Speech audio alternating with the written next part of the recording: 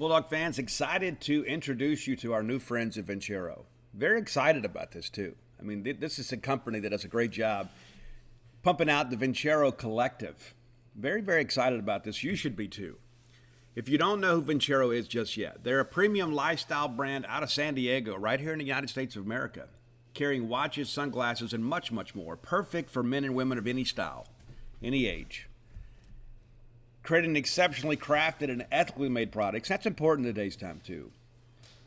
Modern pieces that elevate your look and stand the test of time. And how many times do you go out and you buy something and it's like, I really like these, and the next thing you know, you buy these glasses, and the next thing you know, they're getting kind of wobbly and everything else, and you feel like that you've got some old sunglasses and they're just not lasting. That's not the case with Vincero. They're adamant about the process. Design everything in-house. They source their own materials. They produce in small batches and ship right to your home.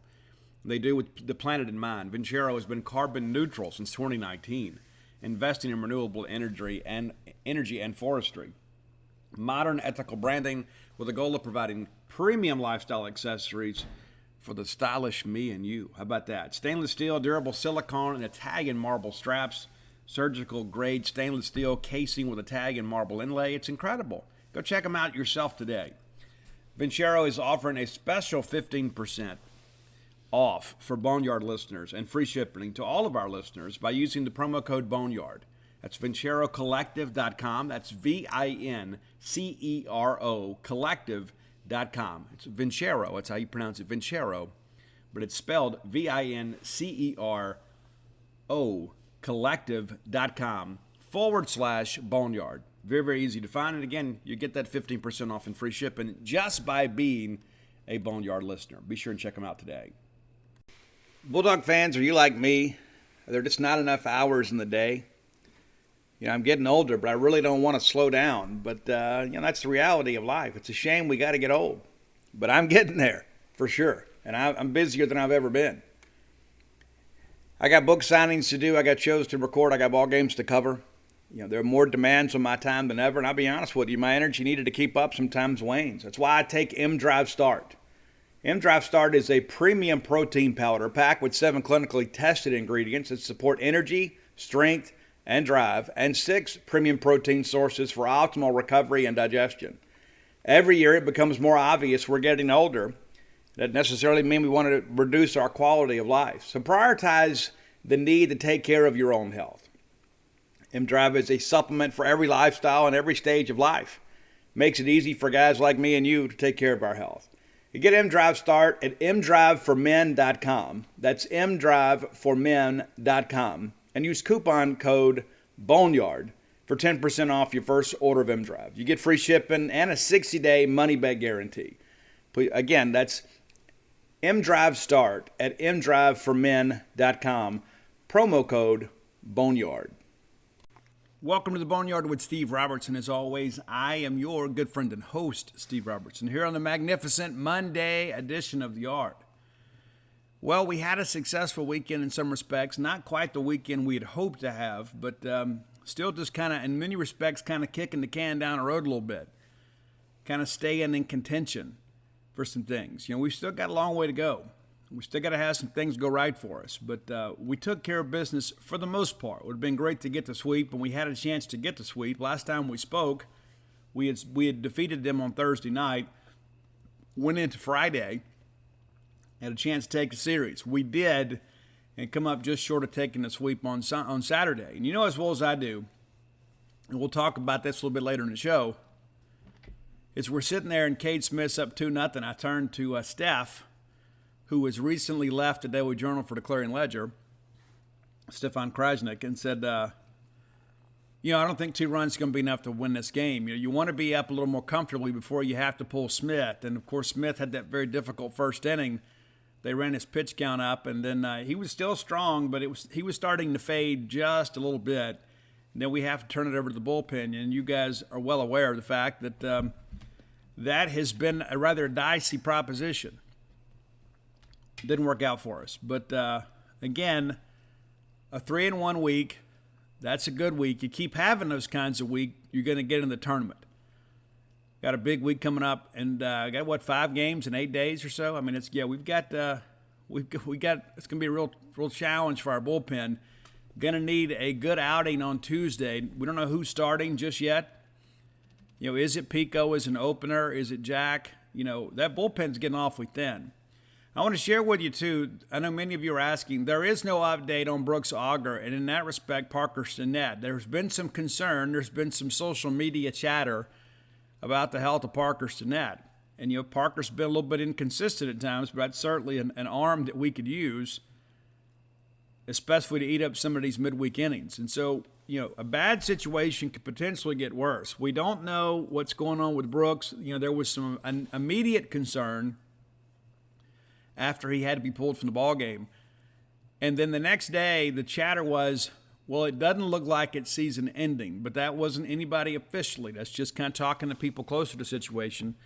But until we get that MRI, we just don't know. And so is it a possibility he's done for the year? It certainly is a possibility. We just don't know at this point. And the same could be said for Parker Stinnett. I asked Chris Lemonis on Saturday, because there was so much chatter and smoke about this.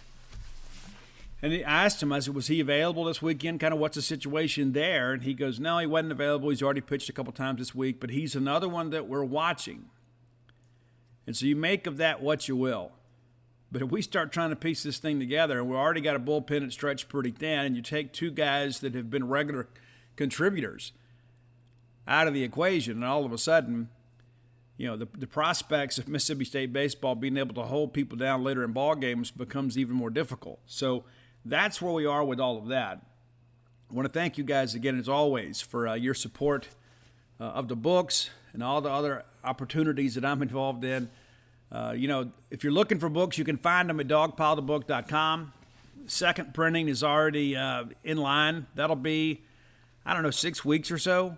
But it looks like we're going to be able to bridge this thing together between the very, very little available inventory we have with the website, but through our vendors. We've been able to kind of work out some deals with our vendors. And so if you've been kind of putting off buying Dogpile, no need to put it off anymore. You don't have to wait for that second printing. Of course, we expect that to sustain us up until the fall and possibly the holiday season. But we're going to be able to string this thing together for you guys. If you're looking for signed and personalized copies of Dogpile, go to dogpilethebook.com. That's DAWGPILE, dogpilethebook.com. While you're there, you can get signed and personalized copies of Flim Flam, Stark Villains, Alpha Dogs, and, of course, Dogpile. Blims of Oleander available through Amazon, BarnesandNoble.com, and BooksAMillion.com. So lots of things out there. You're thinking about Mother's Day. Many of you said, Steve, hey, Mom loves Mississippi State. I've already got her all the books. Maybe get her Blooms of Oleander, the book of poetry. How about that? It's a little side project I did there, too. And Stark Villains gear always available at StarkVillains.com.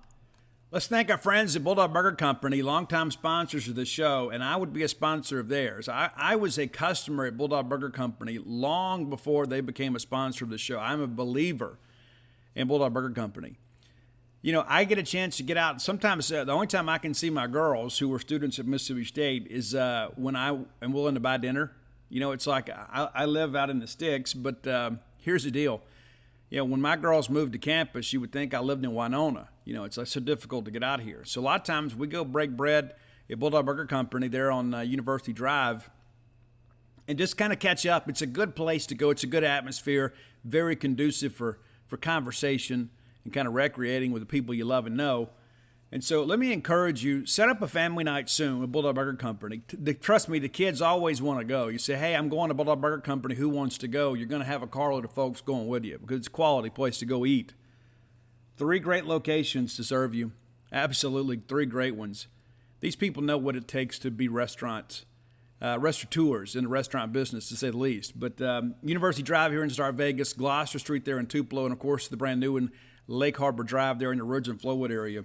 Go by and check them out. Have the spring rolls as your appetizer. They'll make you and everybody around you better looking. Trust me, this is the science. They told us to trust the science. This is a scientific fact. The spring rolls will make you better. I get that chocolate shake to go when I can. Sometimes you need a palate cleanser. You know what I'm talking about. You eat a big hearty meal and I just like to have a little something sweet to top this off, Have the bread pudding. That's always a great option. But to get that chocolate shake to go, I always order mine maybe as the meal is beginning to wind down because they make those things on demand. It's not like it's just something kind of poured together in the back and they just kind of oh, you want a milkshake? Let me just go pour you up one. Now, they make them for you right there fresh, and so you'll be glad you have those. Bulldog Burger Company, the place where people go to meet. MEAT. All right, let's take a few minutes and let's recap the weekend that was in Starkville. Again, a good weekend for us, not a great weekend, a good weekend. You go 3-1, you're in pretty good shape. You know, the issue, of course, is we've dug ourselves a pretty big hole here, and so kind of looking to battle back there. Just not exactly where we want to be, but still some room to work, still some things to do. And the team's certainly capable of putting the run together.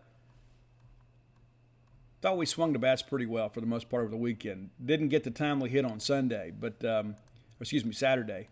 It's one of those things, too. You know, we play Thursday, Friday, Saturday. Like, my equilibrium is off the entire week. You know, it's like, then you get into the series, you think, okay, today's Saturday. No, today's Friday. There's a Friday. And so Sunday felt like a bonus day, and I needed it. I needed to get caught up and get some rest. But let's go back and look at the magic that was,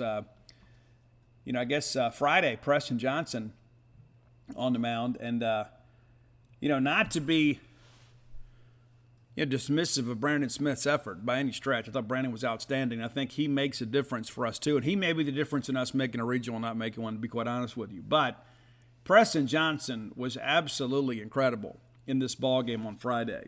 I mean, absolutely did a great job for Mississippi State. So let's start with the top of one. We're delayed 93 minutes. You know, as soon as the game gets ready to start, we're in a weather delay that lasted all the way to 7:35. We give up a double to left center to Rambush, who I thought had a decent weekend for Auburn. Howell then flies out to center. We get Teixeira to strike out swinging. We did a good job against Teixeira. One of the hottest hitters in the country. Bulldog pitching did a good job against him, no matter who we put out there.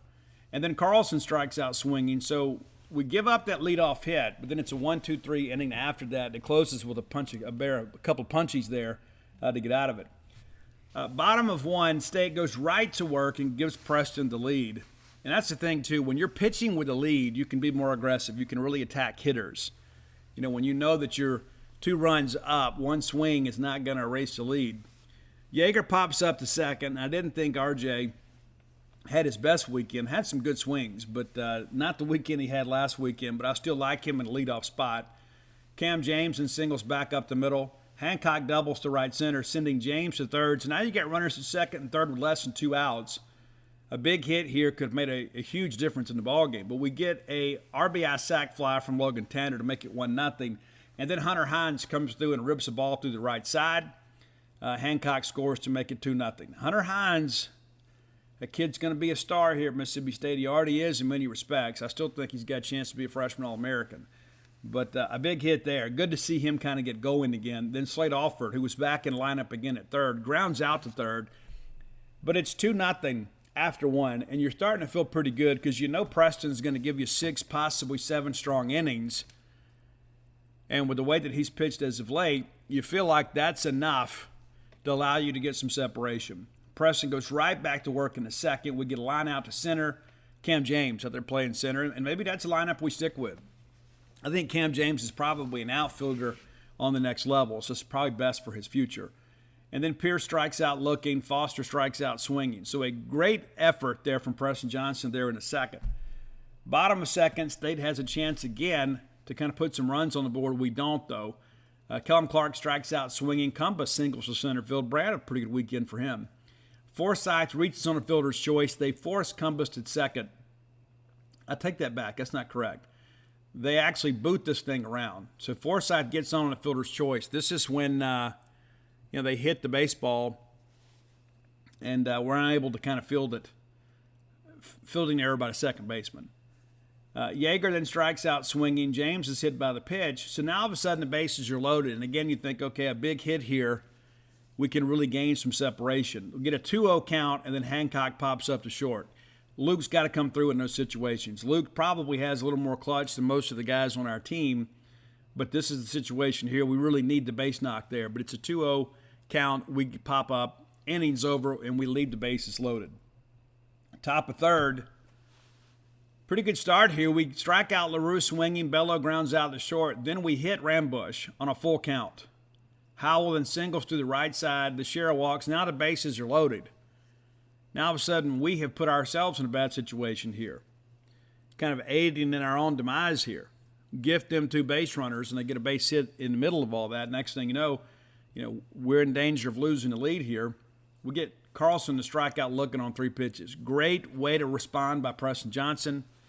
But again, this is an inning, too, that kind of runs his pitch count up a little bit. But nevertheless, State gets out of this thing 2-0. Bottom of third, and again, traffic on the bases for State. We couldn't get it going, though. LT strikes out swinging. Hines lines out the first, and he just hit the ball right on the nose, just right at DeShera. Alford works a count, goes oppo there and lines a single into right field. And then Clark strikes out looking. So we strain 1. So traffic on the bases every inning so far for the Bulldogs. Not the case for Auburn in the 4th, as Preston Johnson gets a strikeout looking of Moore, a ground out from Pierce, and a ground out from Foster. Very efficient inning here. Didn't get deep in counts. Let the defense make plays behind us. That's winning baseball. That's what pitch efficiency is. I mean, there's so many college guys that feel this need to have to strike everybody out. But when you can get guys to swing over the ball and beat it in the ground, and you can get pitches under barrels, you can let those 7 guys behind you with gloves on make plays. That's what happens in this inning. For the first time in the ball game, State goes 1-2-3 in the 4th. Cumbest and Forsythe both strike out swinging, and Yeager pops up to first. Another pop up from RJ. Let's go. All right, top of 5. We keep it rolling here. Another 1-2-3 inning for Presto. A strikeout looking of LaRue, strikeout looking of Bello, and then Rambush grounds out to the pitcher. So very efficient inning there again. And those are the things that keep you in ball games. Bottom of 5, State leadoff runner on again. Cam James singles to center field. Hancock grounds out to the pitcher. Works basically as a bunt here. And James takes second. So now you've got a runner in scoring position with less than 2 outs. We aren't able to do anything with it. We fly out to left, and then Hines strikes out looking. Top of 6, another 1-2-3 inning. And again, I go back to that bases loaded situation with Auburn. And after we get the strikeout looking, Preston really just kind of allows the game to kind of stay where it is. Strikeout swinging of Howell. DeShera strikes out swinging. Carlson grounds out to the shortstop. So that's 10 in a row retired by Preston Johnson. Bottom of 6, and this is when State finally gets some separation. And it kind of really puts you in a bad spot here, too, if you're Auburn, because of the fact you're starting to run out of innings. Alford strikes out swinging, and then Clark, great job here, works it for a walk. And then Compass singles through the left side to put runners at first and second. Get both of their twin towers on base there with less than 2 outs. Lane Forsythe, who is improving as we watch, kind of growing up before our eyes, has a very, very lengthy at-bat here and works it for a walk to load the bases. Well, then they pull Bright, and I don't know if you guys have known this. I mentioned this if you missed it on Friday's show. Counting this game, Bright and Auburn have lost 6 consecutive starts. That's interesting, right? It's like you feed a guy out there, and it's like he has lost 6 starts in a row. But he leaves just down 2-0. Run support's been an issue for him. Yeager, big hit here, no pop-up. It's a double down the left field line. Really pulled that ball inside the bag at third. And then Cumbus and Clark score. Forsythe goes to third. So now you've got 2 runs in. It is a 4-0 ball game. And now you've got 2 men in scoring position again with a chance to get the big hit and really kind of put these guys away. You got them on the ropes right here. And again, a chance here with less than 2 outs to make some things happen. Cam James reaches on the fielder's choice. They bring the infield in. We hit a ground ball right to the shortstop, and they get Forsythe out at home. Then there's a wild pitch. Hancock is hit by the pitch. The bases are loaded again. Another opportunity in this inning to really put Auburn away. LT grounds out to third on a 0-2 count. So, again, a good inning, not a great inning, but a long inning.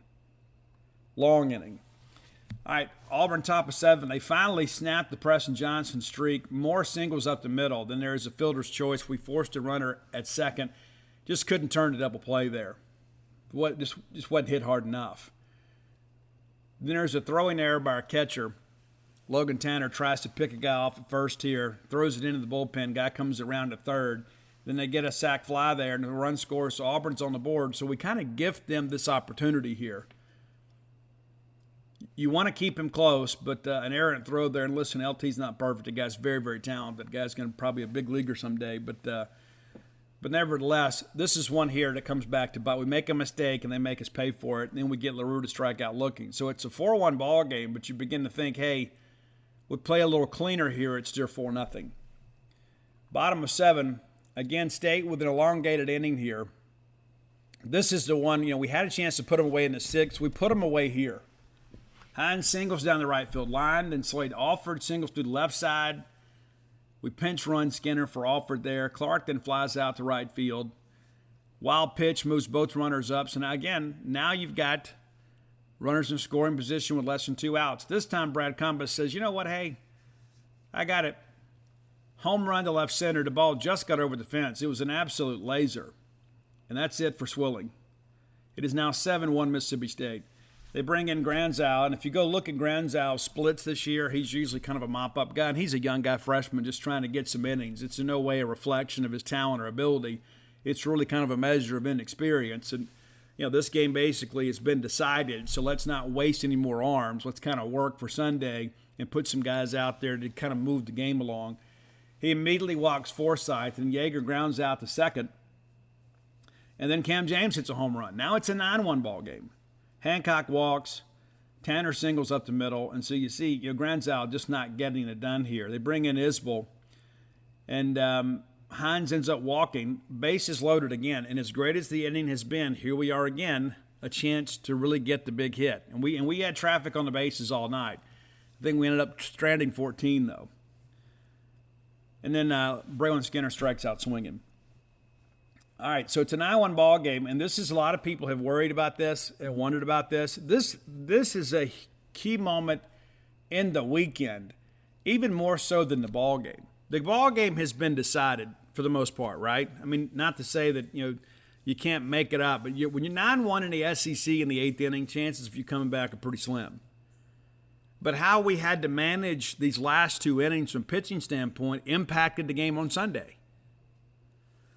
So top of 8, we bring Preston Johnson back out. I would not have brought him back out. And it's easy to Monday morning quarterback that. And the reason that I wouldn't, number one, up around 100 pitches. The game is decided. He had to sit for a long time. I think, if I'm not mistaken, it was like a 33-minute half inning. I think that's correct. It was a long time. And so we come out, we walk Bello, and then Presto hits Rambush. So now all of a sudden there's runners at first and second and nobody out. Howell then singles to left field, drives in a run. It's 9-2, but again, nobody's out. So we bring in Drew Talley, who did a really good job on Thursday in the one hitter he faced, just a 5-pitch at bat, but he gets us out of the jam. And then DeShera singles to left center, one of his only hits of the weekend, and another run is in. And again, nobody's out. It's 9-3, 2 runners on, nobody out. We walk Carlson to load the bases here. And again, nobody's out. More singles to the right side. Run scores 9-4. Now, all of a sudden, it's gotten a little too close for comfort, and we have to bring KC in. The hope is okay, let's navigate through these final 6 outs, and we can save KC for Sunday. Now, I submit to you right now, and of course, this is a somewhat educated guess when we think about the game of college baseball. If we're able to save KC for Sunday, we're probably talking about a sweep today. This half inning right here, in many respects, cost us Sunday. So we bring in KC. He gets a strikeout looking. There's a single to shortstop. Another run is in, and then it's back-to-back Ks. So great effort there. But Auburn is back in the ballgame. Even though you think it's 9-5, chances of us giving up 4 are not great, but we just gave up 4. And much of it due to our own issues. You go back and look in the inning, there's, Presto has a walk and a hit batsman, and then Talley walks one. So it's like you look at these walks where you walk 3 guys and 4 guys end up scoring. We kind of helped them manufacture a rally, and in many respects, they had kind of thrown the white flag out there. They're not using big arms. They're just trying to get the game over, and then we let them back in it to the point that we had to use KC. Bottom of 8, Kellum strikes out swinging. Cumbas then doubles down the right field line. Again, a good weekend for Brad. Forsythe pops up to short. Yeager's hit by the pitch, and then we're back in our weather delay. Game resumes at 11:26. It's a late night for us. They change pitchers, and then James strikes out swinging. Top of 9, KC is back out. A lot of people thought that may be it for him, but he stayed in the bullpen, kind of stayed loose. And so Rambush grounds out the short, Howell singles up the middle, and Teixeira grounds into a double play. And this an absolutely spectacular play there to turn the double play. Tanner Leggett did a great job. Now, R.J. Yeager was hit by a pitch. So when we came back out, Leggett pinch ran for him, and there was some concern heading into Saturday's game. Would R.J. be available? Would he be somewhat inhibited after being hit by the pitch? I didn't think he looked like the normal R.J., but he did play. He didn't play. He didn't miss any time. So State wins the ball game. It's a 9-5 ball game. Should have been worse. I mean, we always talk about the woulda, shoulda, couldas, but we managed that eighth inning a little bit better. From a pitching standpoint, it changes the complexity of the weekend and potentially the standings and the postseason resume. Looking at the Friday night heroes, Cameron James, 3 for 5, couple of RBIs, couple runs scored. Hunter Hines, 2 for 4 with an RBI and a run scored. Brad Cumbus, the hero, though, 4 for 5, 3 RBIs, and 2 runs scored. And so with that performance, let's award Brad Cumbus our PrimeShrimp.com Player of the Game Award. Prime Shrimp, an absolutely outstanding service. And you see it everywhere now. It's like once I got involved with these guys, it seems like now all of a sudden they've gotten really serious about marketing and advertising and everything else. It's a New Orleans-based shrimp company. It's so easy to cook, no mess, no prep. You just drop the pouch right into the pot, ship straight to your door. It's delicious. It's on your plate in 10 minutes. And one of the best things about eating shrimp is the taste of shrimp. One of the worst things about shrimp is all the preparation and cleanup that goes into that. Prime Shrimp removing that from the equation. All you got to do is boil a pot of water, open up that pouch, dump the shrimp in. 10 minutes later, you're eating delicious shrimp from a shrimping company that's been around since the 1940s. 4 great flavors to choose from. The Louisiana Shrimp Bowl is fantastic, simply seasoned. The French Quarter Alfredo, and the new one, the garlic butter, I guess is what it is. But nevertheless, you can't go wrong no matter what you choose from here. It's pre-seasoned. They remove all of the guesswork from this. Visit them today at PrimeShrimp.com and use promo code Boneyard to save a few bucks on your order. Absolutely outstanding. I got to order some more. Almost out of what we got. And I've tried it all. None of it has given me this feeling like, it's just okay. No, it's all great. PrimeShrimp.com, your Prime Shrimp Player of the Game, Brad. As I travel around the Southeast chasing the Bulldogs around, I see it everywhere. Everybody's hiring. America's workforce not back at its full capacity just yet. A lot of businesses out there struggling to find quality employees. Maybe you're one of them. Let me offer some suggestions. Go visit my friends at Indeed. They've got it figured out for you. They can help you. It's a great partnership. You know how it is. If the Bulldogs don't have the right players with the right skills, chances of winning pretty slim. It's the same for you and your business. Maybe you'd like to be able to do more, but you can't. You got staffing concerns that are holding you back. If you're hiring, you need Indeed, because Indeed is the hiring partner where you can attract, interview, and hire all in one place. Indeed is the only job site where you're guaranteed to find quality applicants that meet your must-have job requirements, or else you don't pay. Instead of spending hours on multiple job sites hoping to find candidates that may work out, get some ones that you know will with the right skills. You need one powerful hiring partner that can help you get that done. Indeed partners with you on every step of the hiring process. Find great talent through time-saving tools like the Indeed Instant Match, assessments, and virtual interviews. With Instant Match, as soon as you sponsor a post, you get a short list of quality candidates with resumes on Indeed that match your job description, and you can invite them to apply for your position right away. Plus, you only pay for the quality applications that meet your must-have requirements. Here's the deal, too. We're going to save you a little money, too. If you're a business out there that's trying to make some things happen, and you say, you know what, Steve, I've never used a company like this, allow me to give you some incentive. How about $75 credit with Indeed? Start hiring right now with that $75 credit to upgrade your job post at Indeed.com/Boneyard.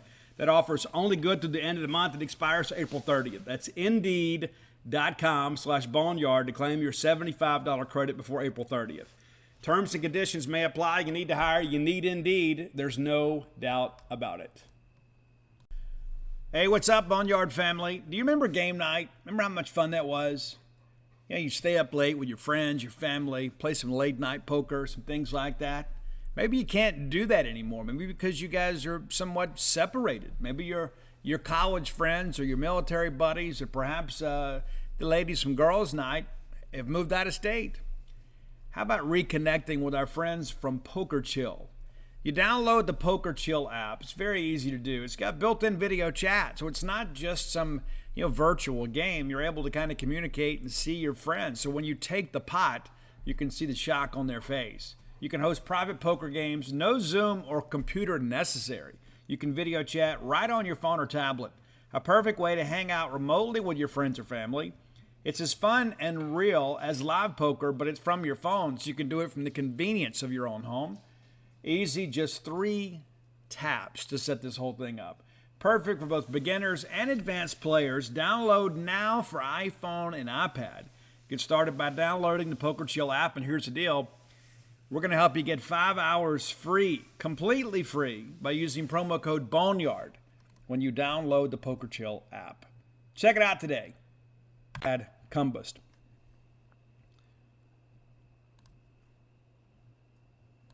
All right, let's take a quick look at the bullpen numbers, too. Preston Johnson goes 7 innings, 4 hits, 4 runs, 3 earned, 2 walks, a career-high 12 Ks, 114 pitches. And yes, we can all kind of question the decision to send Preston back out there. And that's the thing you think about, too, is you're kind of managing for Sunday, too. You're thinking, if Presto can get us 3 more outs, then that saves us from probably having to spend another arm today. So I kind of get it, but considering the amount of time he had to sit, I wouldn't have fit him back out there.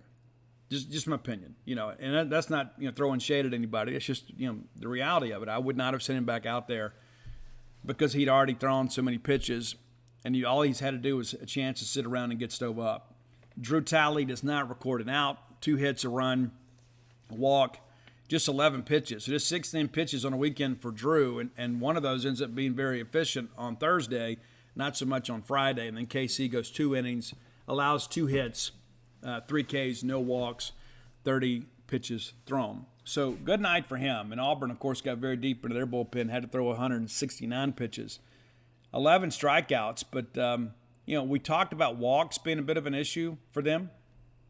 They were a team that, pretty good swings at times, but 5 walks in the ball game. And we made them pay for a few of those, but got to do a better job kind of getting that together.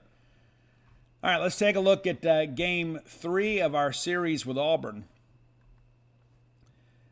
We talked about Joseph Gonzalez. We faced him last year, and he didn't get out of the first inning. He did a great job against Mississippi State on Saturday. Absolutely great job. We get off to the good start here, but he settles down. And, I'm sure Butch had told him, he goes, hey, the bullpen's kind of thin today. I need you to kind of work through any trouble.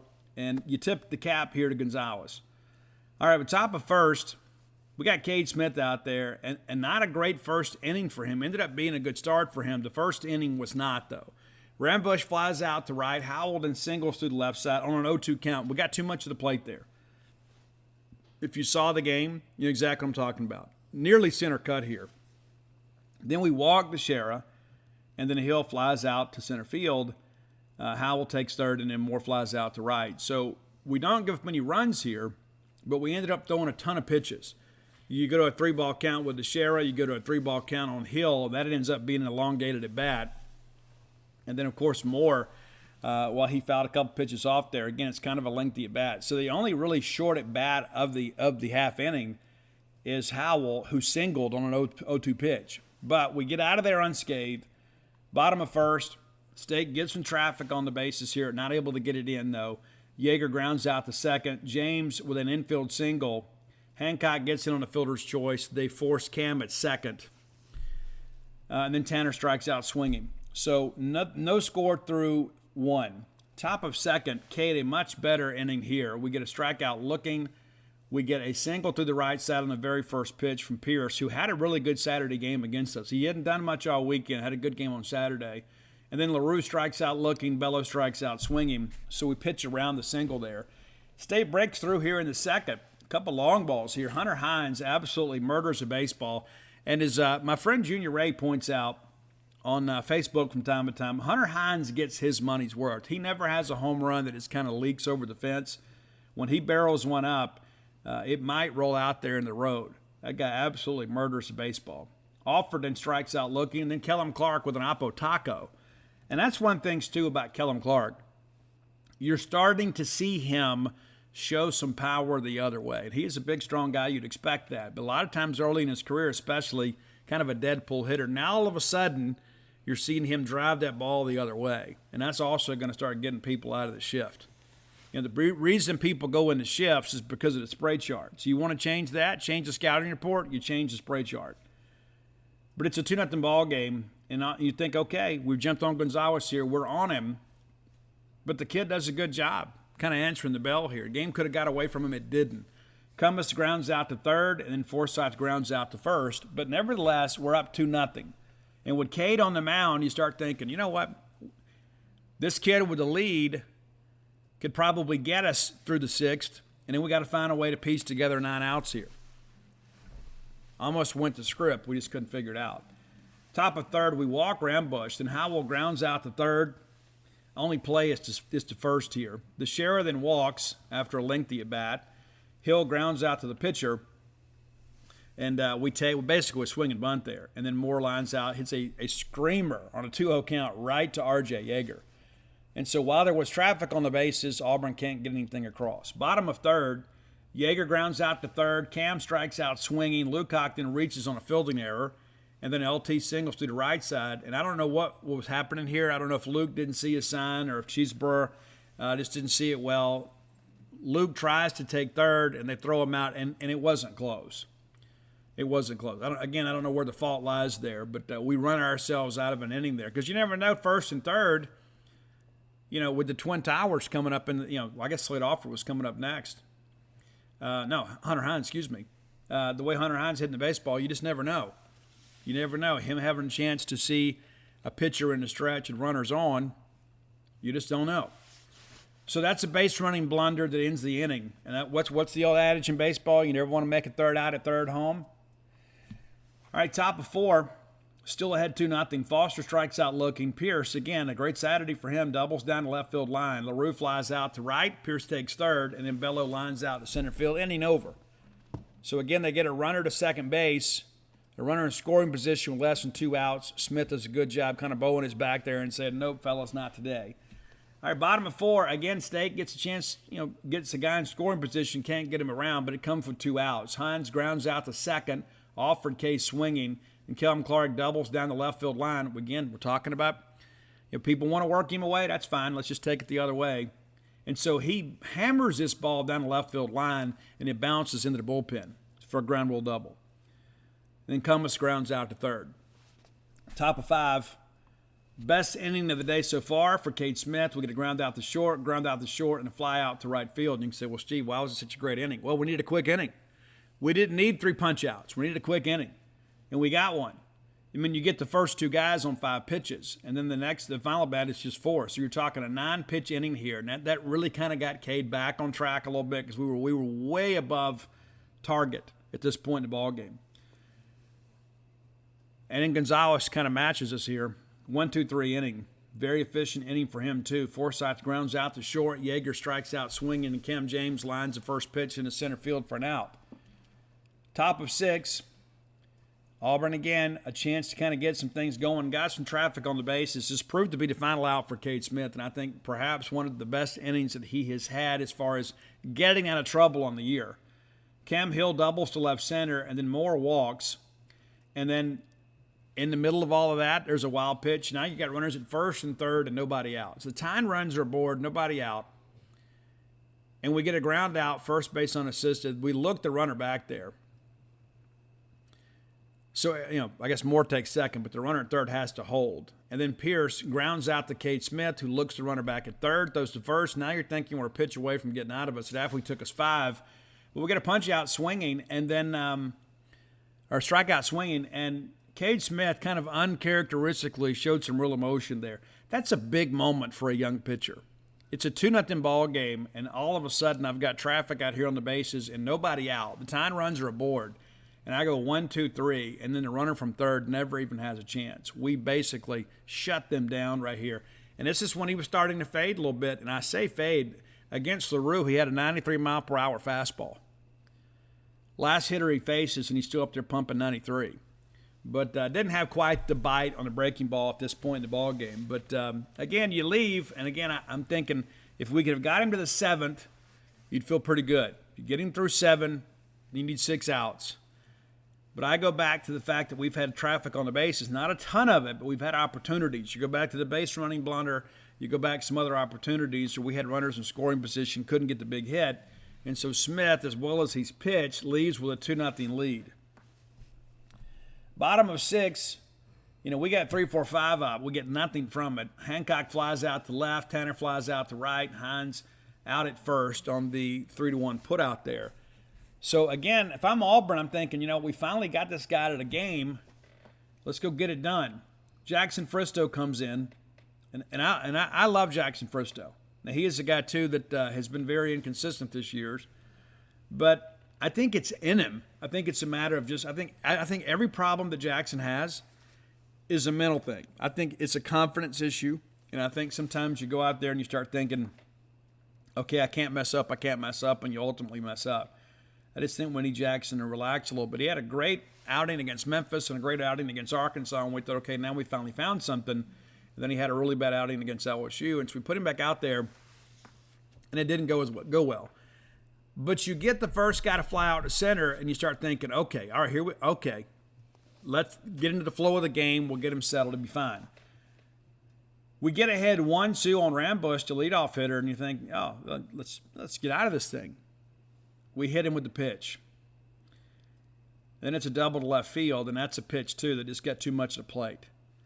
That's kind of what happens. It's like all of a sudden we make a mistake, and we can't flush it. We can't move on from it.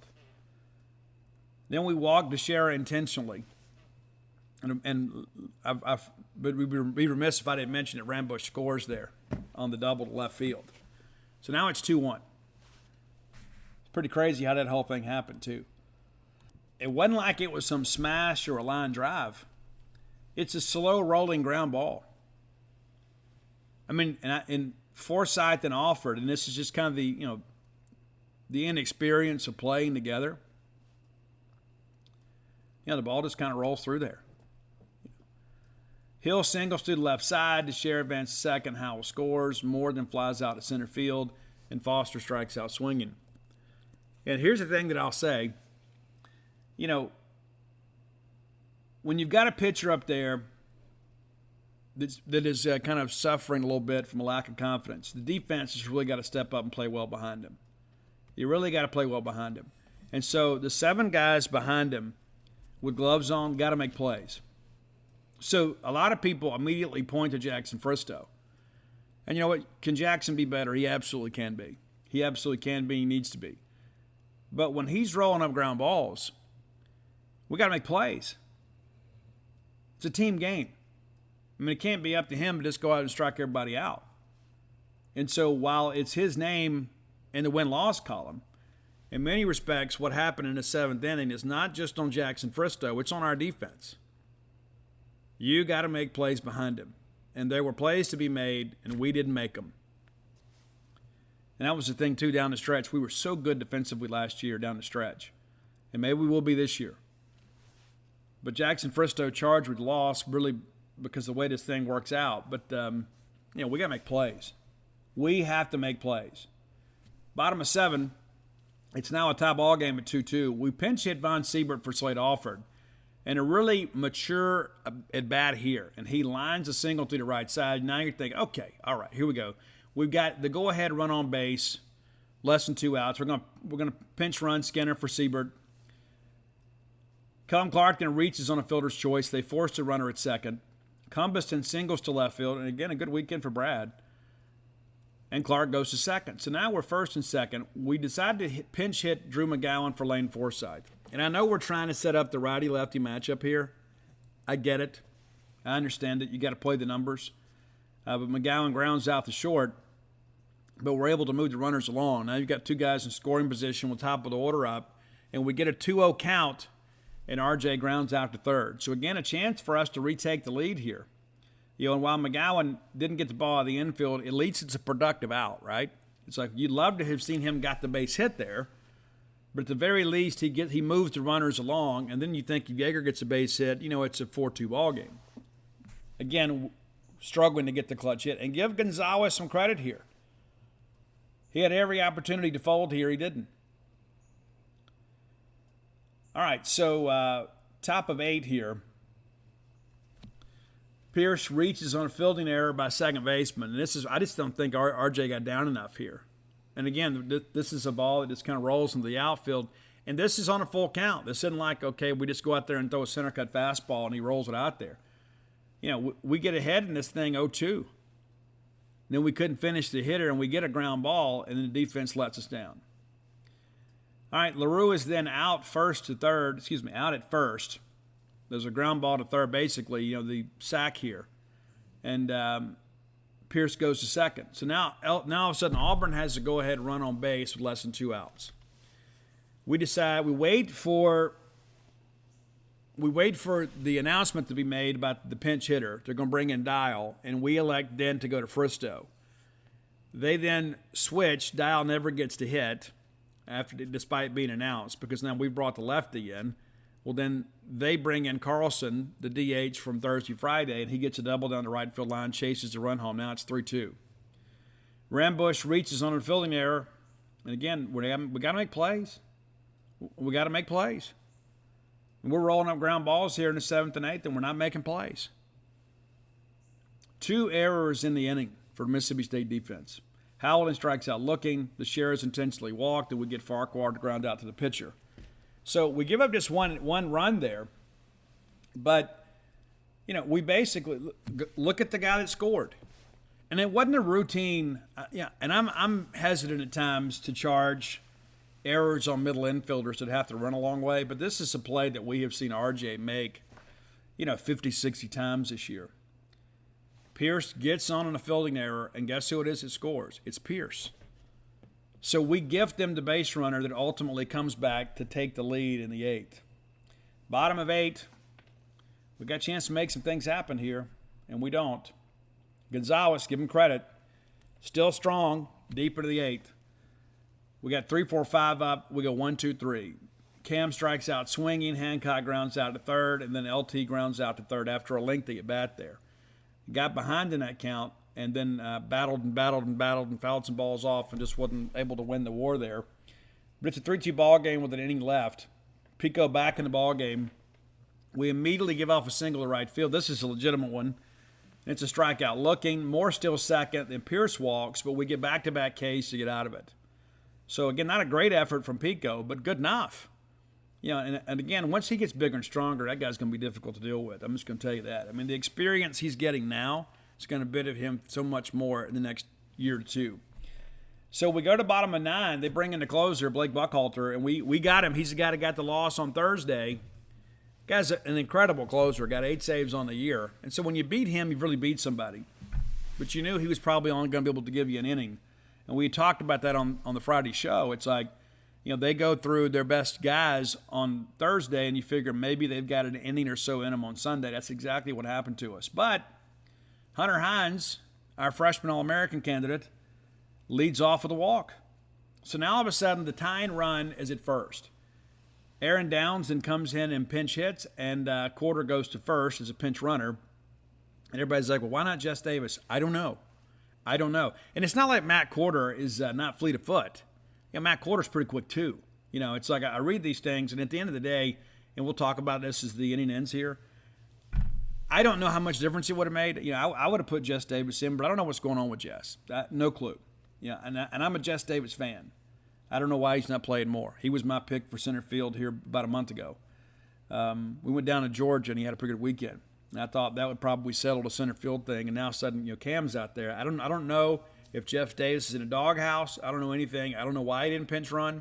But at the end of the day, I don't think there was a negligible difference between Quarter and Hines on what ultimately happened in this situation. All right, so Aaron Downs comes in. With Tanner Leggett in the game, our best bunter is already in the field, and then Aaron Downs steps in and lays down a near perfect sacrifice. And so now all of a sudden the Tide runs at second with less than 2 outs. We got to get the big hit here, right? Well, Kellen Clark strikes out swinging, and with 2 outs and the game on the line, Brad Compass steps up and hammers a single through the left side. Quarter comes around third, and you give Ware some credit. Ware from Germantown High School in Mississippi throws a near perfect strike from left to home, and Quarter is tagged out. And I've read these people like, oh, well, we should have done this, we should have done that. But sometimes you just got to tip your cap. And the kid made a great play. He absolutely did. And I hate it. And the first time I saw it live, I said he's out. And then when I saw the first replay, I said he's safe. Then they slowed it down, and I saw how close it was. I said, well, the call on the field is going to stand here. But we second-guess all this stuff, and this is what happens. We know it should never come down to that, but it did. But how many opportunities did we have here to drive in runs? And let's go back to running ourselves out of the inning. Let's go back to making errors that allow those guys to get on base. Pitching wasn't our problem on Saturday. Offense was our problem. Now, it's magnified because you say, hey, we had a 2-0 lead and we blew the 2-0 lead. It should have probably been a 4 or 5-0 lead. Then you go back again and you look, when you give people base runners and you give them free bases, it comes back to get you. The winning run in this ball game got on base because we couldn't field a ground ball on the left side. It's that simple. And again, I don't think RJ's 100%. I'm not being critical of RJ. I'm just kind of, calling it for what it is. You give people base runners, in tight ball games especially, you lose. And that's what happened. And give Gonzalez some credit. We jump on him. And here's the thing that I go back to as well. I don't care who you are or where you're from. I don't care what you know about baseball. I don't care how much baseball you watched. When you don't score in the final 7 innings of a game, the chances of you winning are almost non-existent. And that's what happened in this ball game. We hit 2 solo home runs in the second, and we don't score the rest of the game. And we lose 3-2. That's it. So, well, Steve, the bullpen. It's true. It all works hand in hand together. But the complexity of this ball game is completely different if we go out there and get some timely base hits. And sometimes that isn't going to happen. That's the game, right? It's a very nip-and-tuck game. But let's go back and look here. 3 runs on 8 hits and 1 error for Auburn. 2 runs, 8 hits, and 2 errors for Mississippi State. 2 errors in the decisive inning. Now, I just go back to all this stuff. You look at it, you begin to ask yourself, it's like, hey, Steve, bullpen this, bullpen that. And there's truth in every bit of that. I go back to the 7th here. You go back and look at all this. There are a couple of these singles that are basically friendly scoring decisions. That ground ball between Quarter and Forsythe, that's inexcusable. That's absolutely inexcusable. And even if you don't make the play at first, you got to knock that thing down. You have to. It just absolutely, it just boggles the mind. And listen, you don't expect everybody to be perfect here. You don't.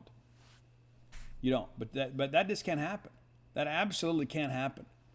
And it all starts again, with us kind of making a mistake. We hit a guy. The next thing you know, that ball kind of rolls through there, and just when it comes off the bat, I'm thinking we're going to turn 2 here, and we don't get anything, and ultimately give up a run. It's the thing that really, really, really, really gets to you. It really gets to you. But again, you don't play clean, you don't score, you don't win. That's baseball. It's not good baseball, but it's baseball. All right, time for today's top 10 list, brought to you by closewithblair.com. That's CLOSE with Blair, BLAIR.com. Blair Chandler is a longtime friend of mine and will be a friend of yours too. Many of you are somewhat familiar with the mortgage process, and it can be a very daunting task. Very, very complicated too. And so it pays to have somebody that's a mortgage professional, and that's what you get with Blair Chandler. 21 years in the industry. Guy's absolutely killing the game. Top 1% close ratio in the country, works for Fairway Mortgage. recently voted number one in customer satisfaction. Now, here's the thing, too. A lot of people lived on their credit cards during the pandemic. So you've run those bills up. Those balances are high now. As a result, your minimum payment is elevated. You're probably thinking, what am I going to do? I had to do what I had to do, Steve, to take care of my family. You know what? That's unfortunate, but that's the reality many people are facing. Look to consolidate that debt into just one low monthly payment. Consolidate that debt, refinance today with closeofblair.com. And maybe you're looking to buy a home for the first time. Maybe you're an atypical borrower and you haven't had an opportunity to have the dream of home ownership become a reality in your life. Blair can make that happen for you too. Let me give you Blair's personal cell number. Not an office phone, not an 800 number. You can call or text him today at 601-500-2344. Again, that's 601-500-2344. And if you mention to him you heard about him on the Boneyard, he's going to pay for your appraisal. That's about a $500 value. One less fee you got to pay. Very exciting stuff. All right. Today's top 10 list, we've been on Mondays, we've been ranking the top 10 albums. Sometimes we do it other days too, but try to do it consistently on Mondays when we can. And so I thought, listen, who's somebody with an extensive catalog that everybody loves? Well, it's Prince. You may not know this. Prince has 42 studio albums, 42. Now, I'm not going to get real deep into the catalog, into the later years. Back in 2004, Prince released 3 albums that year. Did you know that? You probably didn't. So I'm not as well versed in those. So I'm going to go with, really kind of the early part of the catalog, the songs and albums and I'm going to rank them. I think these are the 10 best albums. And again, I haven't listened to all of the albums that were released towards the end of his life. And sadly, we lost Prince far too soon. I remember where I was the day I found out. It's one of those things you look at and say, man, how does this happen? Well, we lost him. But let's celebrate his music today. Again, the top 10 albums, in my estimation. Let's start with the album Controversy. And we're going to go with the title track, Controversy. And listen, Prince was originally kind of labeled kind of a funk artist. Then he kind of migrated more over to top 40. I think a lot of it's just kind of finding your sound. Controversy, a great album, probably not as appreciated by many others. But again, the self-titled track, Controversy, off the Controversy album, is your number 10 song today. Number 9, Dirty Mind. And this, that's one thing, too, about Prince. He was so provocative. He talked about a lot of adult issues. He talked about relationship stuff. Very, very, very uninhibited, shall we say. The album Dirty Mind. I went with When You Were Mine. That doesn't necessarily match with the Dirty Mind thing, or maybe it does. But the Dirty Mind album is number 9 with the track When You Were Mine. Number 8, his second album, which is self-titled Prince, and probably his first major hit here. I remember being just a kid, riding around and hearing this on the AM radio. Mom's driving around in the old Ford Fairmont, and we hear Prince on the radio. I Want to Be Your Lover. And he was one of the first people, too, in modern pop radio that really used the falsetto, and he used it here almost to perfection.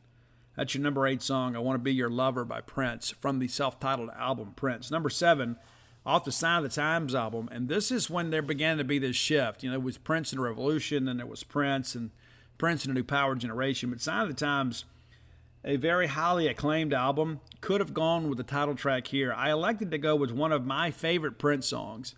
This is one of those good timing songs in many respects. The lyrical content is a little bit sad, I guess. But I love the track itself. And I love how the composition of this song is just nearly perfect. It's I Could Never Take the Place of Your Man. It's a wonderful song. And again, it's one of those upbeat tempo songs that really gets you excited about life. Very, very, very, very good track. If you don't know it, go listen to it today. Okay, the album Parade is your number 6 album. This is another one that, with the New Revolution, one of the funny songs on this one is Another Lover Like a Hole in My Head, or You Need Another Lover Like a Hole in Your Head. That's a great one. Didn't make our list today, but a really good one. We went with Kiss. You don't have to be beautiful to turn me on. You don't. That's your number 6 song, Kiss, from the Parade album. Number 5, from the album Graffiti Bridge. Another one that very, very well received, sold a ton of records. And this, to me, I think, too, when Prince kind of proved that, he was legit here. It's one of those albums, too, that I think a lot of people look at. This is, I think, the first album with a New Power Generation. I think. I can't really remember, to be honest with you. New Power Generation's one of the songs. Thieves in a Temple, a phenomenal song. I elected to go with a song, actually, that was co-written and performed by young Tevin Campbell, Round and Round. That's the track here. So, Round and Round, Tevin Campbell and Prince teaming up on the Graffiti Bridge album. Number 4, this is a phenomenal album, really from kind of start to finish. And I remember when the album came out, the cover art was such an innovation. It was like this kind of like a sports flick card, kind of 3D looking. A lot of big songs on this album. Diamonds and Pearls, of course. Cream is really good. I went with Get Off. That's your number 4 song, Get Off, from Diamonds and Pearls. Number 3, and I think most people would agree the top 3 albums are the top 3 albums. I don't know that you would find too many people that would complain. Some might. I really loved the number 3 album, Around the World in a Day, which was the follow-up to Purple Rain. Very highly anticipated album. Did really well, went multi-platinum, and did relatively well in relation to Purple Rain. I don't know how you build on Purple Rain, one of the greatest albums of all time. But we went with Raspberry Beret because I was working part-time but at 5 and Dime. My boss is Mr. McGee, too. The song Pop Life is good. America's really good, too. Paisley Park is great. Around the World in a Day is pretty interesting. But Raspberry Beret, that's a song that everybody knows. Number 2, the album that really, in many respects, I think really brought Prince to prominence. There were a lot of people that weren't exactly sure what to make of Prince, and I think this album, which followed controversy, was one that really legitimized Prince as a headliner. There were 5 singles off this album. Let's Pretend We're Married, Automatic, Delirious, 1999, Little Red Corvette. One of my favorite songs on this album, which was originally released as a double LP, is a song called DMSR. I didn't use it as my number 1 song for that album. I went with Little Red Corvette, which is an incredible, incredible song. And one of those songs, too, I think in many respects is pretty much timeless. But that's your number 2 track from your number 2 album, the 1999 album. And the number 1 is the Purple Rain motion picture soundtrack. It's one of those movies, too. It's like, the music is the huge part of the movie. It's about Prince's life in many respects, somewhat autobiographical. And you may be cool, but you'll never be as cool as Prince was when he's singing The Beautiful Ones at the club there, and there's Apollonia sitting by Morris Day, and he points at her and says, so what's it going to be, babe? Do you want him or do you want me? Because I want you. Very, very powerful moment in the movie. If you're unfamiliar with the movie, I encourage you to go watch it. It is absolutely, absolutely brilliant. Love everything about it. And so we went with When Doves Cry. Could have gone a number of different directions here. Every song on this album felt like it was a single. And a lot of it was because of the motion picture itself. It's like you remember all these great moments in the motion picture. Let's Go Crazy was great. Darling Nikki was one that caused a lot of controversy itself. It was part of the PMRC Tipper Gore campaign because everybody loved that album. And then there was a song in there, Darling Nikki, that was risque to say the least. And people were like, I would have never bought this for my child had I known that there was going to be this song on here. And so they say, hey, parents should have warning labels on these albums. So there you go, the top 10 Prince albums. And there may be some albums that he released later on that I might absolutely love that I'm not as familiar with. And so maybe we'll jam some of those on the next big road trip. But, Prince is a guy, too, that had all this legal trouble with his record company. felt they had too much control, and then he became the symbol, rather than the name, and began to release albums on his own website for free because it was all about the music to him. He'd already made his money, obviously, and there were a lot of people profiting off his work that maybe didn't deserve to. And so he made a lot of changes. He and George Michael were the ones that really took on the pop music machine, the record companies that were basically, treating these artists as indentured servants. And Prince made a big statement one time when he went out there with "slave" written on his face, and this big photo shoot. And it was really about protesting the fact that he didn't have more control over his own music. And then once he got control of his music, he began to release music with much greater regularity. And I think a lot of it, too, was he didn't have some record company producer telling him, hey, this isn't any good. He could really be true to his own art. And an absolute musical genius, one of the most important musicians in the history of American music. So I think it's fun to get excited about, and I think it's fun, too, to celebrate Prince, because here's the thing too, is like, I was a kid in the 70s, and there were so many people that weren't quite ready for a guy like Prince, who was very, very open about sexuality. He dressed so flamboyantly, and he didn't really care what his critics had to say. There's a lot of people out there that like, well, there's this and there's that, and Prince just was true to himself and true to his art. And I think we look back now, and we look back and realize that we were experiencing the genius of Prince. And I don't know anybody that doesn't really like Prince. I mean, Prince is one of those guys that really just kind of transcends all genres. He's just Prince. You can say, well, he was a funk guy, he was a top 40 guy, he was kind of a rock guy, he was an incredible guitar player too. I don't know if people fully appreciate how good he was on the guitar. You go back and listen to some of those riffs, like on Got the Look and Let's Go Crazy. It's just some phenomenal guitar work in there. The guy was a genius. He was in many respects kind of a savant. But what I loved most about Prince wasn't just his style, wasn't just the character he used vocally, but he was a guy. He was a guy that was legit when it came to being true to himself. And he told his message and did what he wanted to do and made things happen the way that he wanted them to happen. And then the world kind of rejoiced when he did that. It's incredible to think about the catalog, and you begin to think 42 studio albums, and it's just absolutely phenomenal to think that somebody has that much creative genius with them. There are so many people that get lucky and have one hit song or even one hit album, but Prince is a guy that had an iconic career, and a lot of this happened around the time Michael Jackson was growing up. And Michael Jackson, it's so funny, Mike was kind of considered family friendly, and Prince was not. And then in the end, I guess 85 is when Prince kind of ruled the world. Michael Jackson did in 84. But in some respects, they were kind of rivals. And their value systems were completely different. And, of course, in the end, it was Michael Jackson, of course, that was kind of thrust into all of this, controversy about so much about his private life and not Prince. It's funny how life works out. But the reality of it is you had the king of pop in Michael Jackson. And in many respects, Prince was just simply the king.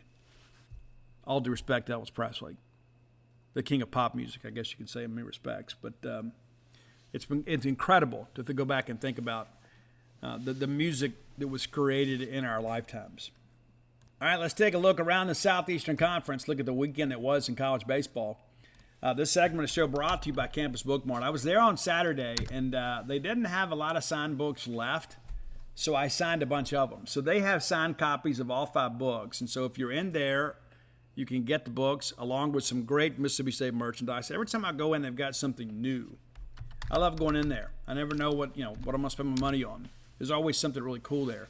And so if you can't make it to town, visit them on the World Wide Web, and they will sell you books online too. Go to campusbookmart.net and use promo code BSR, which stands for Beautiful Steve Robertson. And that stands for, again, Beautiful Steve Robertson. Gets you free shipping on all orders over $50. Any order less than $50, absolutely incomplete. I had a little bit of a brain fart there thinking about taxes. But here's the reality of it, is that you're looking for Mississippi State merch. It's always best to shop local. I encourage you to do that. And the fine folks at Campus Bookmart are an institution, an absolute institution. All right, so let's take a look at the SEC. Let me give you the standings, then we'll look back at the weekend. In the SEC East, Tennessee lost 2 games last week. I don't know if you were aware of that. They lost To Tennessee Tech in a midweek game and a wooden bad game. I wouldn't have done that.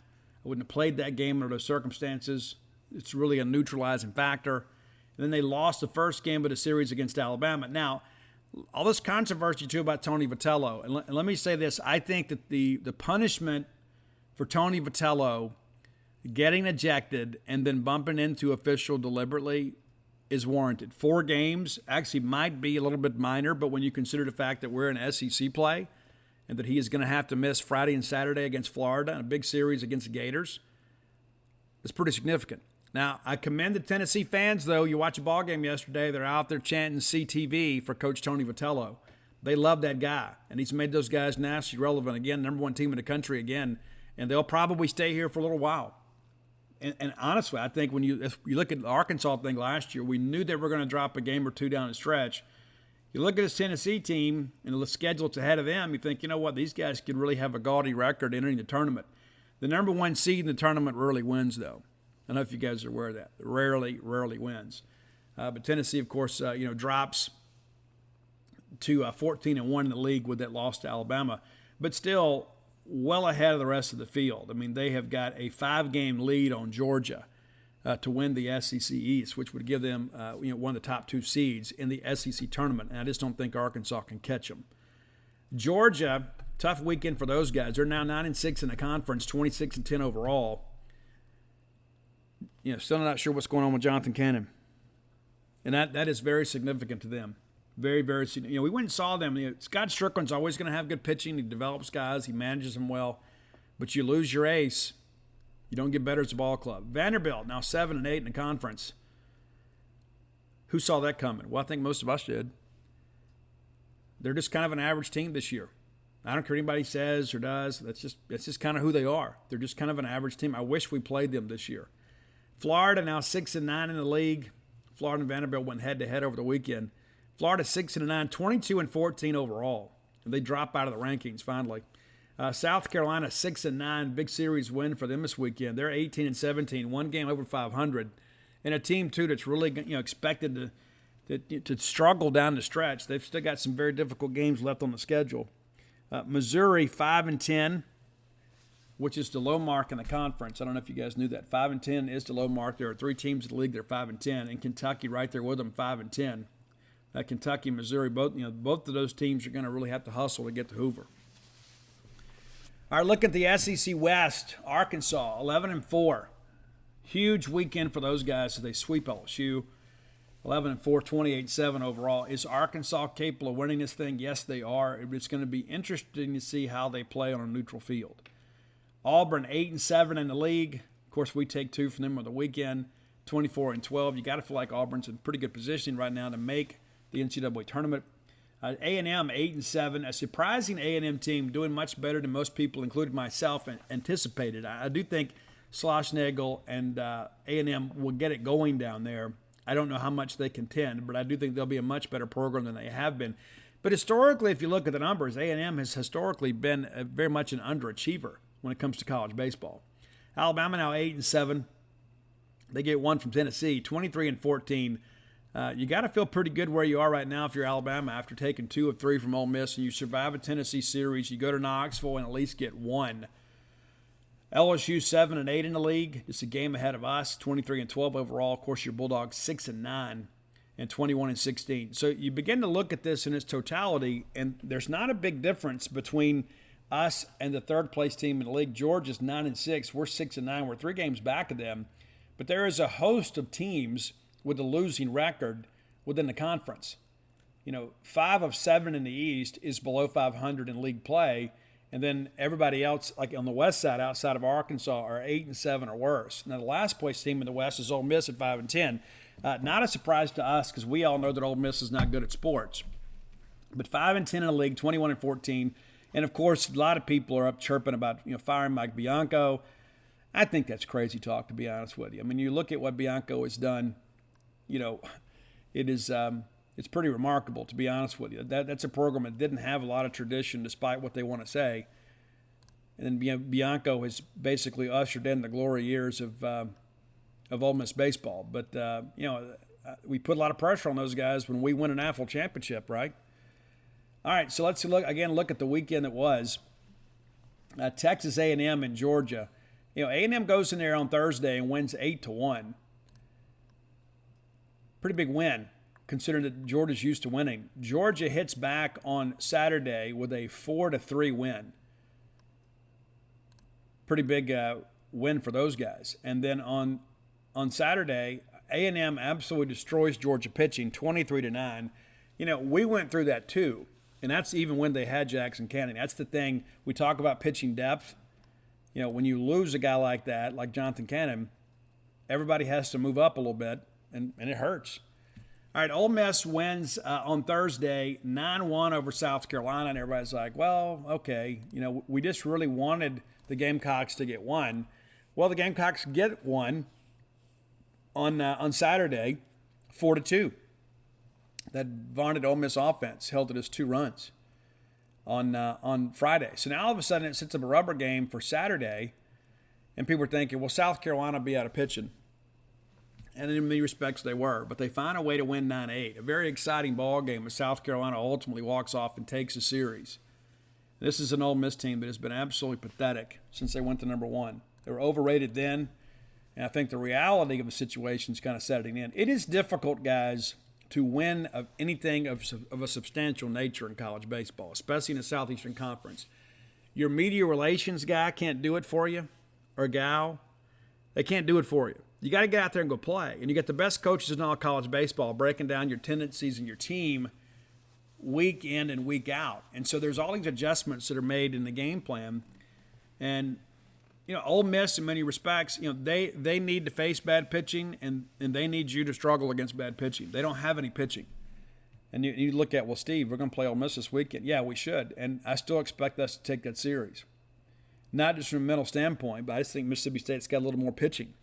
We just got to be able to survive at the end of the ball game. We need to be able to get a lead. We can't go be, 2-1. We're not going to, at our bullpen, we're not going to win games 2-1, 3-2. We got to get some separation. All right, LSU goes into Arkansas, riding high as the number 15 team in the country. They lose the Thursday game 5-4.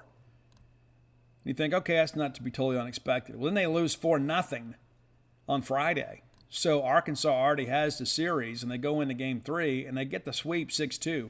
So LSU really struggled to score runs at Arkansas. I don't know if we expected that. I thought Arkansas would win the series maybe 2-1. Arkansas with a pretty emphatic sweep there.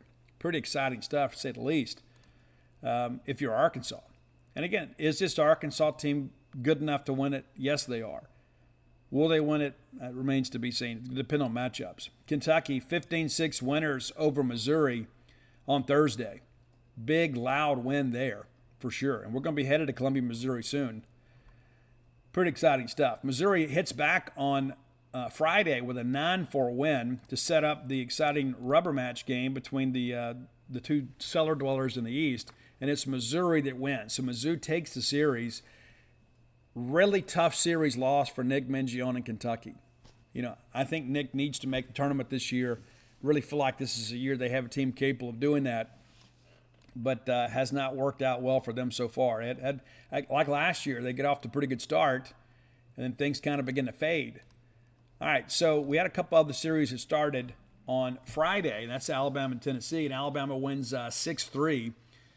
Vanderbilt wins game 1 of that series 5-4. You think, okay, well, this is pretty competitive here. Interesting to see Alabama go in there and get that W. That's a huge RPI boost for those guys. I think they're a shoe-in for the tournament. They just can't have a collapse here at the end. Tennessee gets back 9-2 on Friday, and then Vanderbilt an 8-6 winner over Florida. See, Vanderbilt's already taken a series. And Florida was riding high. Florida was very kind of schizophrenic. They come back and they win yesterday. And if you recall yesterday in the 9th inning, Vanderbilt's down to their last strike.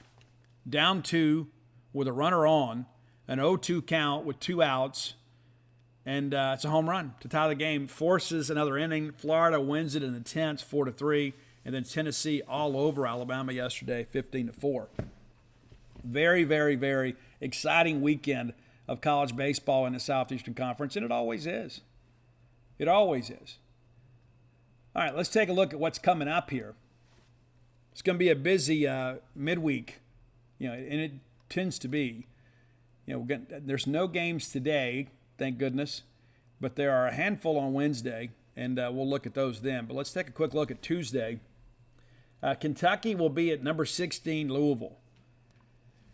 There's never a midweek game you look at and say it's a must-win, but Kentucky needs the RPI boost. Stetson will be at Florida. Clemson will be at Georgia, and Clemson's been really good in the midweek. Bellarmine is at Tennessee. That'll be a bloodletting. Dallas Baptist at A&M. Dallas Baptist still hanging in there in the top 25. They're at number 23. Missouri State will be at Mizzou. Jackson State will be at Mississippi State. Tennessee Tech will be at Vanderbilt. Be careful, Commodores. Don't let them talk into using wooden bats. Alabama State will be at Auburn. UAB will be at Alabama. That's just a good UAB team as well. SEMO will be at Ole Miss. UL Louisiana will be at LSU. And Arkansas State at Arkansas. So a lot of in-state matchups this week. How interesting is that? Pretty cool stuff. So it should be an exciting midweek. And there's a lot of baseball. It actually starts at 4 p.m. If you're just kind of sitting around the house and say, hey, I need something to watch, you can watch college baseball pretty much all evening, as Kentucky will open up at 4 p.m. Central against Louisville. And then, of course, your Diamond Dogs get ready to play there at 6. So excited about that. You should be as well.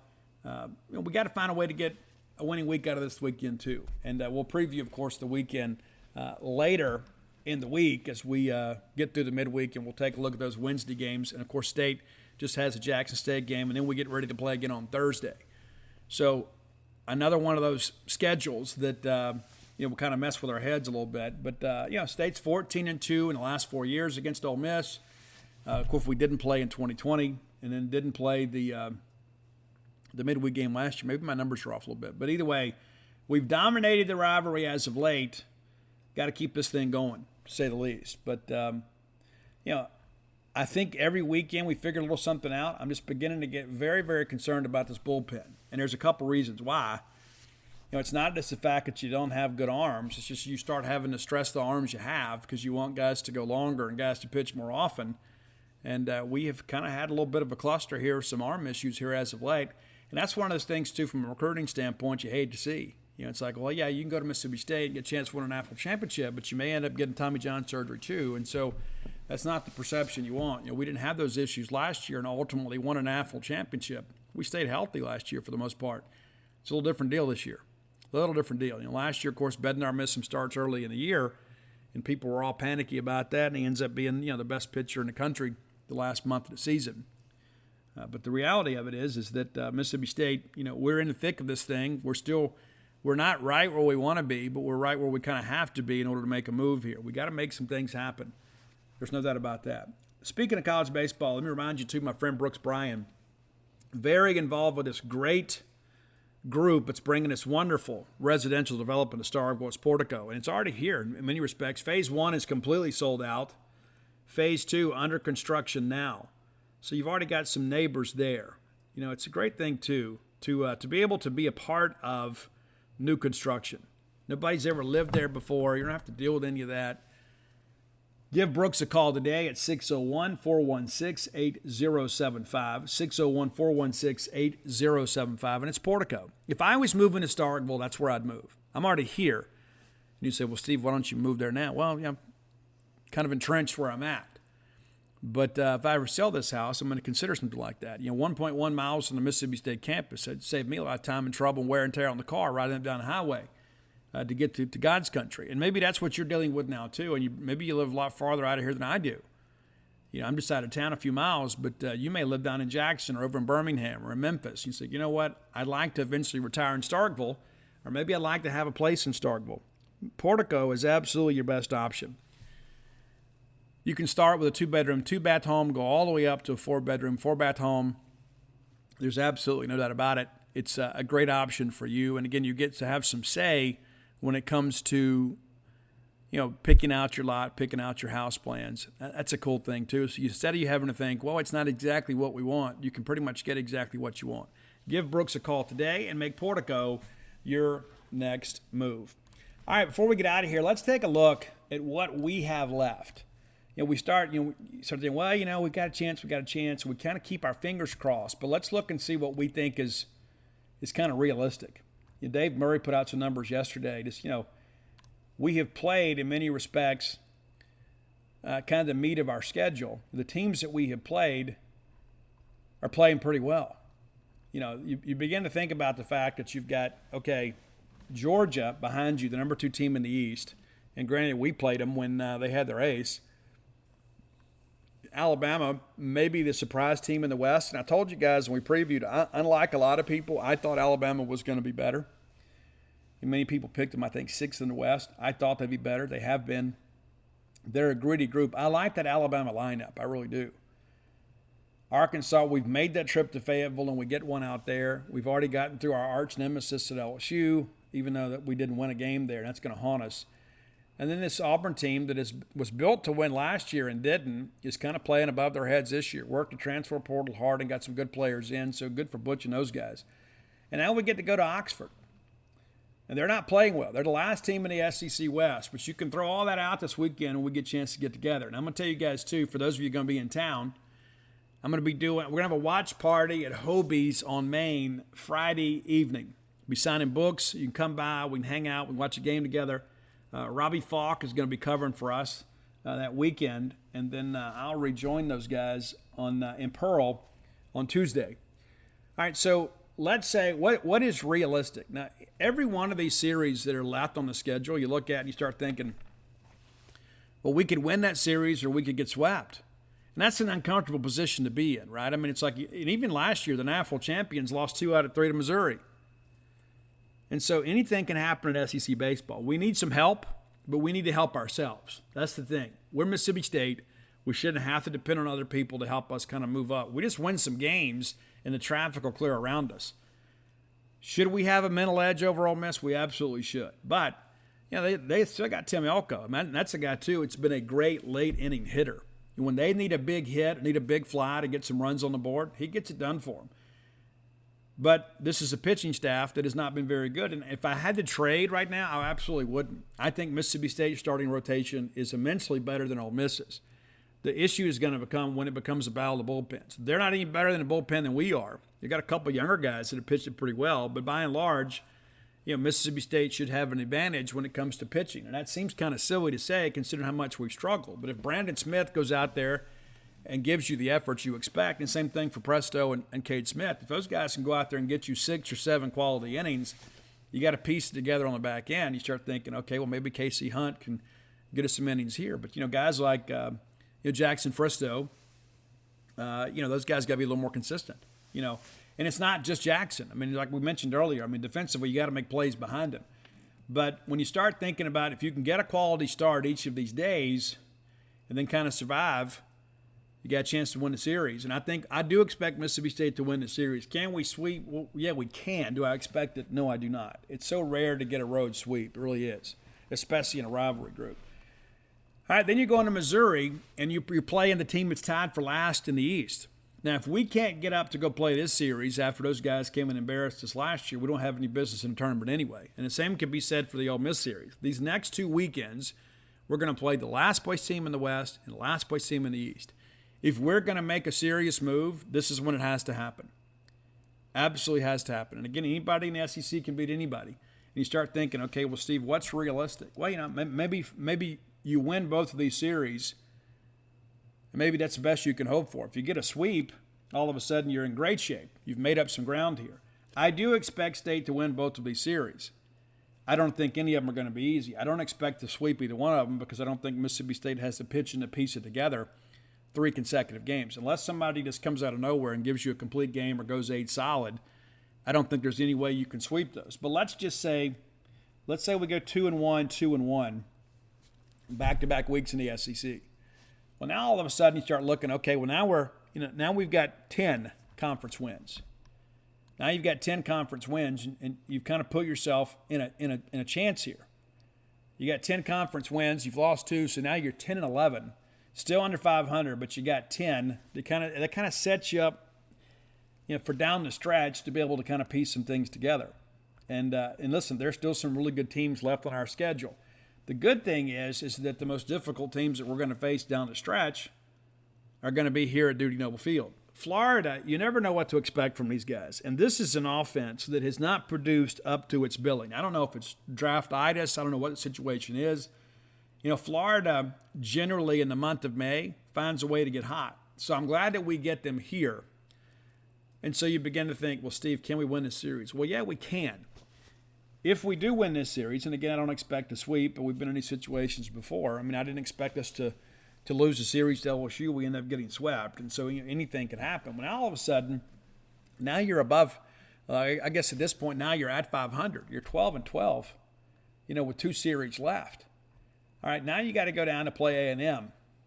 And, we have played pretty well down there in recent years, and they have played pretty well up here. Last year, we get the series over those guys, but it was nip and tuck the whole way. That whole staff was coaching for their jobs.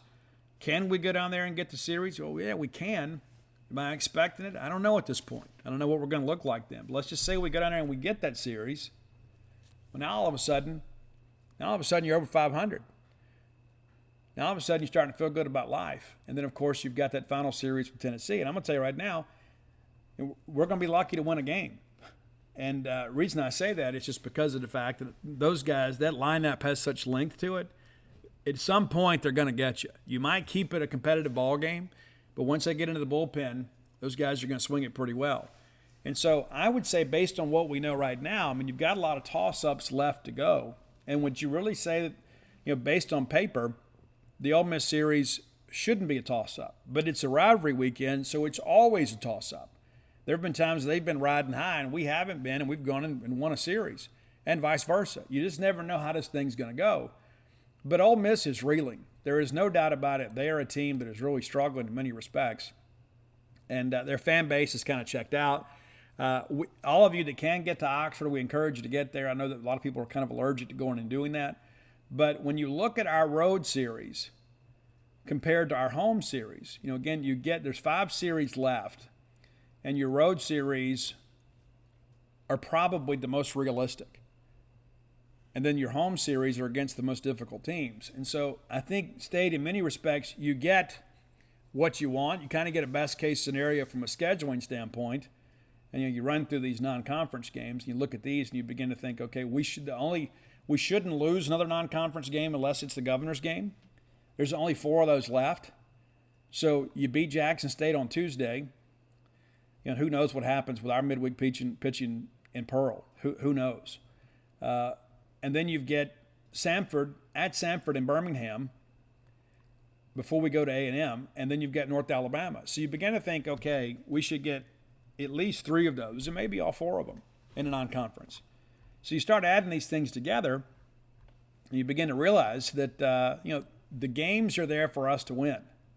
So if you can find a way to win 4 of the last 5, you've got a possibility to go 9-6 down the stretch in the second half of the SEC schedule, which makes you 15-15. Do I expect that to happen? No, I don't. I'm sure we'll drop a game or 2 that we shouldn't. I think we've got to have at least 13 wins. And with our RPI, you probably need closer to 14. But the reality of it is there are winnable series out there for us. And let's just say, for an example, let's say you go 12-7 down the stretch, which that would require you to win 4 of those last 5 series and get a split, right? That puts you going 9-6 to the last half, and then you go 3-1. That makes you 12-7 down the stretch. Well, now all of a sudden you're 33-23. Not a great record, but you've got to find a way to get some help in the RPI. You need to beat the right teams, and you need some teams that you've defeated to have a chance. And so will we be a regional team at 33-23? Well, if you end up at or around 500 in this league, you're going to make the tournament. The good thing about this is that once we get there, and I still believe we do get there, and it'll be a really sad day if we don't, I think there'll be a lot of weight lifted off this team, and I think they'll start playing a little bit better. But the reality of it is when you don't have consistent pitching, you start making mistakes on defense because everybody plays tight. And when you don't have elite pitching, you start thinking we're never far enough ahead. And so you start pressing at the plate. And so what needs to happen at Mississippi State is we need to string some success together, but also, too, we need to relax a little bit. I think we have in some respects. I think we blew the Sunday game, and there's always one each weekend. We say, we let this one get away. And then again, Sunday game against Alabama, Saturday game against Georgia, and then a Saturday game against Auburn. Now, you flip those things around, it's a much different discussion today. But all that's behind us. Now what we have to do is focus on what's ahead of us. Can we win 4 of the last 5 series? Can we? Yes. Do I expect it? No. But when you start looking at individual matchups, people start counting, well, we're only going to win, 11, 12 conference games. Okay, well, break it down for me. Break it down and explain it to me. Let's not just throw numbers out there. You say, well, should Mississippi State win a series against Ole Miss? Well, we've won 4 in a row, so yes. Yes, we should win that series. Will we? I don't know. Should we win a series against Missouri, the last team in the SEC? Yes, we should win that series. The Florida thing is really a toss-up because you never know. And so if you've got 2 teams that are similarly situated, I would favor the team that's playing at home. And that logic works at A&M too. A&M, Mississippi State kind of similarly situated. So maybe you favor the team at home. And then, of course, Tennessee coming in, and I don't think anybody can feel good about that. I think you got to hope to get 1. And so, yeah, can we win 4? Yeah, we can. I think it's more likely that we win 3. So I think it's important to you, again, look at the schedule and take each series for what it is and kind of work forward from there. And then I think you can kind of get an idea of how this thing should play out. Doesn't mean how it's going to play out, because remember this time last year, we're starting counting games and thinking, man, if we can just get a little help here and there, we can win the SEC. And now here we are a year later, just trying to find a way to get to Hoover and trying a way to get to the NCAA tournament. Now, if the tournament started today, the SEC tournament was today, we're absolutely in. There's no question about it. 12 of the 14 teams make it. And so then it boils down to what the tiebreaker would be between Kentucky, Missouri, and Ole Miss. Think about that for a second. And that's the thing, real quickly, before we get out of here, look at that Ole Miss schedule. It's like you begin to think, hey, is Ole Miss even going to make Hoover? And we say that, when we say it, it kind of comes off as a little bit of a joke and kind of a stab at those guys. They're 21-14 now, 5-10 in the league. But when their people are saying it, you're like, man, are we going to make Hoover? Let's look at what's left for Ole Miss real quick. Of course, they will host us this weekend, and then they travel to Fayetteville, and the Arkansas Razorbacks playing really well. They host Missouri.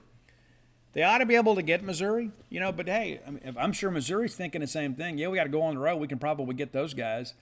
Well, then Ole Miss has to go to LSU, which has kind of been a house of horrors for them, and then they get A&M coming into their place. And so you start looking at this, and you begin to think, okay, should they beat Mississippi State? Well, no, they shouldn't. They shouldn't beat Mississippi State. There's a lot of history there, and of course, things trending. Mississippi State, I think, is actually improving as a ball club, where Ole Miss is actually regressing as a ball club. We go back and just begin to think about this for a second. They go number 1 in the country, and then they get swept by Tennessee. They win a series against Kentucky. They get swept by Alabama, and then they lose 2 out of 3 to South Carolina. They're regressing. We're improving. So, yeah, should Ole Miss expect to beat Mississippi State this weekend? No, they should not. Should Ole Miss expect to go into Baum Stadium and win a series against Arkansas? No, they shouldn't. Missouri is a toss-up in many respects. Should Ole Miss expect to go into LSU and win that series? No, they shouldn't. And should they expect to beat A&M? That's a toss-up. At this point, if you're an Ole Miss fan, do you look at these 5 series remaining, who do you expect to beat? You can say, well, Missouri, but then you look at the records, are nearly identical. And so when I look at our final stretch, I'm more optimistic, and I'm more optimistic by nature, but I can understand all the angst from Ole Miss people. And so we need to go out of their misery this weekend and go win that series, whether it be 2-1, whatever, whether we have to throw a position player, whatever we got to do. We got to find a way to win that series. And that would be not only a big lift, I think, for us emotionally, but also help in the RPI. But, this is an Ole Miss team that's really struggling, and you start doing the math on this and say, okay, well, they're expected to lose 3 of their last 5, and let's say one of those is a toss-up. They could conceivably lose 4 of the last 5 series, and it's not either of them a possibility so they could lose all 5 of them. You start thinking about that, and I don't think Keith Carter has a choice. My goodness. You lose the last 5. Let's say you end up 10-20 in this league. My word. You're 10-20. I didn't count the midweeks. You start thinking about that. Having about 35 losses on the year, that's rough, man. That's a potential losing season. It's unheard of. All right, let's get out of here. Thank you guys so much for your support. Again, on Wednesday, we'll recap what happened on Tuesday night, and all are over the SEC, and hopefully it's a big Mississippi State win. And I look forward to being back with you guys. And again, I'm off to beat a little bit this week. Got a tattoo appointment tomorrow evening. I hope to make it back for post game. I can't promise that. And then, of course, there is the Ole Miss series, and Robbie's going to go cover for us. And then I'll see you fine folks there down in Pearl. And so, again, if you're in the greater Starkville area this weekend, maybe you don't want to make the trip to Oxford, you're going to be around friends, come meet me. We'll have a book signing and a watch party at Hobie's on Main. That's Friday evening.